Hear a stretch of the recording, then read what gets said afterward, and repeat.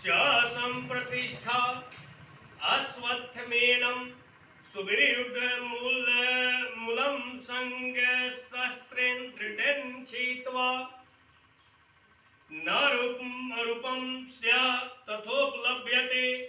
इसी अध्याय के पहले श्लोक में संसार वृक्ष के विषय में कहा गया है कि लोग इसको अव्यय अविनाशी कहते हैं, और शास्त्रों में भी वर्णन आता है कि सकाम अनुष्ठान करने से लोग परलोक में विशाल भोग प्राप्त होते हैं।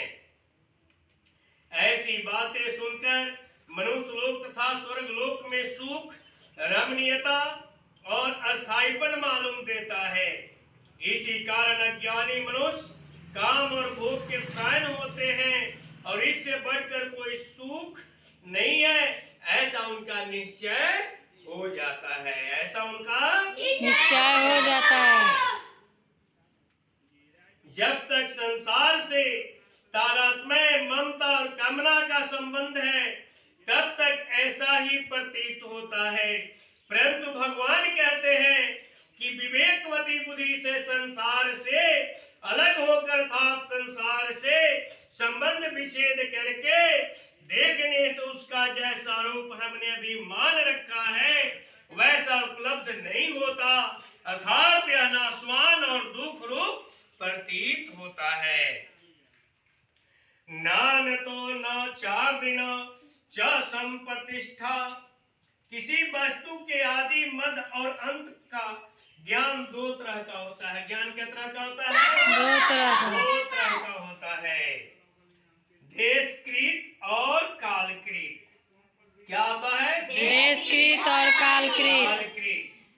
इस संसार का कहाँ से आरंभ है, कहाँ मध्य है और कहाँ इसका अंत होता है, इस प्रकार से संसार के देशकृत आदि मध्य अंत का पता नहीं, और कब से इसका आरंभ हुआ है, कब तक यह रहेगा और कब इसका अंत होगा, इस प्रकार से संसार के कालकृत आदि मध्य अंत का भी पता नहीं। मनुष्य किसी विशाल प्रदर्शनी में तरह तरह की वस्तुओं को देखकर मुग्ध हुआ घूमता रहे तो वह उस प्रदर्शनी का आदि अंत नहीं जान सकता। उस प्रदर्शनी से बाहर निकलने पर ही वह उसके आदि अंत को जान सकता है।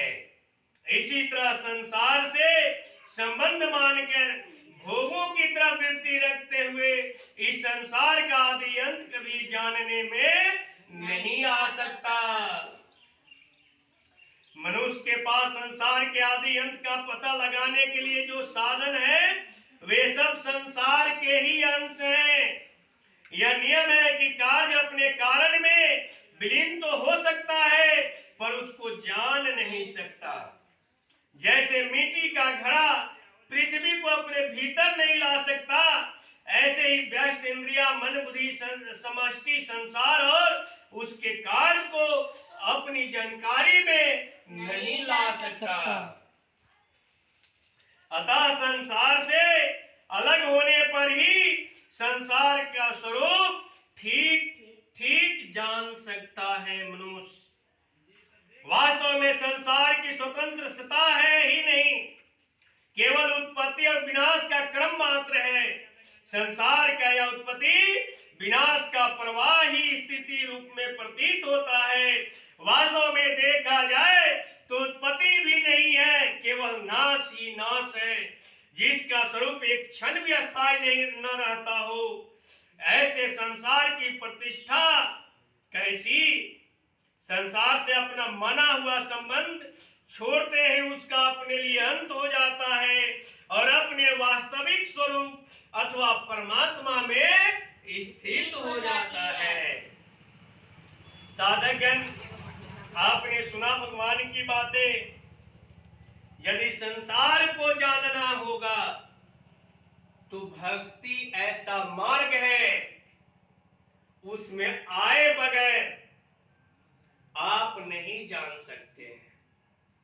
इसलिए आपसे विनती है, सर नवाकर विनती रवि कुमार भार्गव करते हैं कि यदि संसार को जानना हो संसार की सुख को पाना हो तो आप भक्ति मार्ग को निर्ममता अपने जीवन में उतार लीजिए, प्रेम अपने जीवन का आधार मान लीजिए, तभी आप जाकर जीवन में प्रभु को पा सकते हैं और संसार को जान सकते हैं।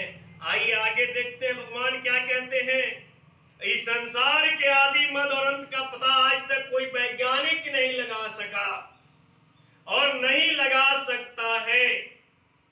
संसार से संबंध रखते हुए अथवा संसारिक भोगों को भोगते हुए संसार के आदि मध्य और अंत को ढूंढना चाहे तो कोल्हू के बैल की तरह उम्र भर घूमते रहने पर भी कुछ हाथ आने का नहीं है, क्योंकि हम तो भ्रमण में ही समय गवा देंगे तो संसार के वास्तविक रूप को तो जान नहीं पाएंगे।